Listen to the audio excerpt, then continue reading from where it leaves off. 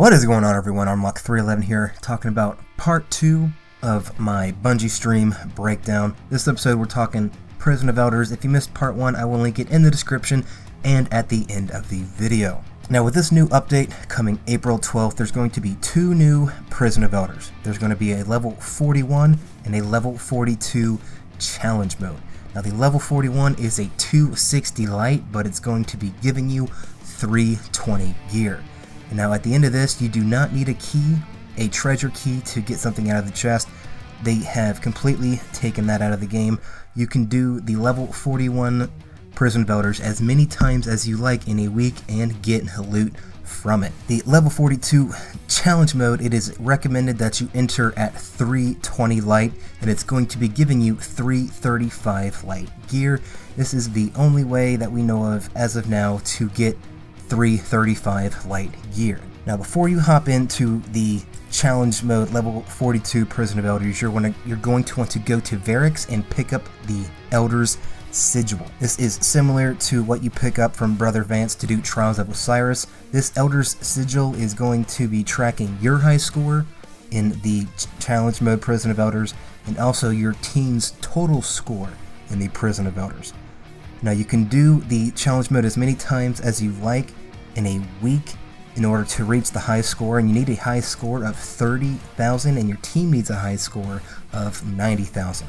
But once you have reached that, you can go back to Variks and you can turn that Elder's Sigil in, and once you reach the high score of 30,000, he will give you a legendary weapon, and once you reach your team's total score of 90,000, he will give you a piece of armor. I'm assuming that weapon and armor are going to be 335 light.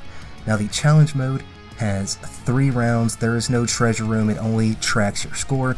You get your loot and gear from the Elder's Sigil, but it can drop legendary engrams at the end. Now, I've been talking a lot about score, and in the Prison of Elders, it tracks score in a similar way that PvP, the Crucible, tracks your score. You get score for every ad you kill, you get score for taking out the main boss, and you keep killing and doing all that stuff in order to increase your score. But you can't just sit in one room and farm score. Every 5 minutes, Variks grows impatient and decreases your score, so you do want to do this in a somewhat timely manner. Also, there are 3 rounds, and each round you get more points per kill, so you don't necessarily need to get 10,000 personal score per round in order to complete your Elder's Sigil. Now, I know what a lot of you are thinking. You're thinking, well, I'll just go into one round, get my score up, and then die, and then keep farming for points in that round. And that's not going to work. Bungie's already thought of that. So every time you wipe, your personal score and your team score goes back down to what it was at the beginning of that round. So you cannot farm that round, wipe, farm that round, and wipe. That is not going to work. Also, they let us know that there are 16 different weeks for the challenge mode Prison of Elders, so that is a lot more replayability than the previous level 35 Prison of Elders. And there's going to be 8 new bosses. Also, if you leave early, if you do not complete the new Prison of Elders before you finish all 3 rounds, you are awarded no points. Now, for my personal opinion, there are a lot of things in this I like, and there are some things I don't like from watching the gameplay. These bosses just seem like recycled bosses. They don't even have taken themes to them. They honestly just look like recycled bosses. Now, maybe from the gameplay from the stream, we haven't seen everything. They said there are 8 new bosses. We only see 3 in this gameplay. And so there could be better taken bosses. Also, the arenas are the exact same arenas. I thought they would at least give us new arenas, updated arenas, because I really didn't like those arenas in the Prison of Elders. They're all the same. You go in, you go to the left, you hang out in that corner, and you just kill everything. Now, what I do like is I do like the score system, because they made the point in the stream that the bosses are not going to be bullet sponges. They want you to stay in there and go for points.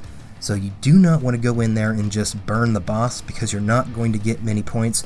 You want to stay in there, kill the ads, and get the points you need per round in order to reach the personal score of 30,000 and the team score of 90,000 in order to get your high-end weapon and armor. I really do like that. I hope they bring this point system into different aspects of PvE. I think it gives you something to chase, gives you something to look forward to, something to achieve, which is going to add to the replayability, and it kind of acts as a hook, like in Call of Duty multiplayer, how you score points and do all these things for unlocks. It's kind of like that, bringing that to Destiny PvE. So I really do like this point system as I've seen it so far. Let me know down in the comment section what you think of the new Prison of Elders. Does it look good? Does it look bad? Do you like the new point system? Do you not? Personally, I'm going to go ahead and give it a try. I know I've been very critical of the Prison of Elders in the past. I will give this a new try. And I mean, at the end of the day, you really can't complain too much because it's free. And you really can't complain about free, guys. You just can't do it. I've been Armlock311. Please like, favorite, comment, and hit that subscribe button for more Destiny content. And peace.